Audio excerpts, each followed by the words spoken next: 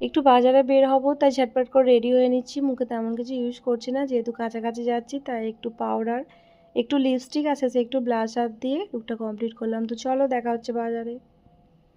বাজারে চলে এসেছি। আজকে তেমন একটা ভিড় ছিল না, তো প্রথমেই চলে গেলাম ঘানিতে, ওখান থেকে সরষের তেল নিলাম, তারপরে একটু গ্রসারি করলাম।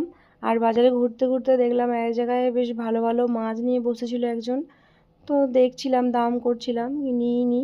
তারপরে ঘুরতে ঘুরতে চোখ পড়ে গেল কাঁকড়ার দিকে, তো ও যেহেতু কাঁকড়া খেতে ভালোবাসে, তাই কাঁকড়া নিয়ে নিলাম। কাঁকড়া নিয়ে বাড়ির দিকে ফিরছিলাম, আবার এক জায়গায় দেখলাম বেশ ভালো ভালো মাছ, বড় বড় চিংড়িও ছিল, আর নিইনি। কাঁকড়াটা নিয়ে বাড়ি এসেছি, এসে কাঁকড়াগুলো কেটে নিলাম ঝটপট করে, কেটে নিয়ে ধুয়ে নিয়েছি। আর মা এদিকে রান্না বসিয়ে দিয়েছে।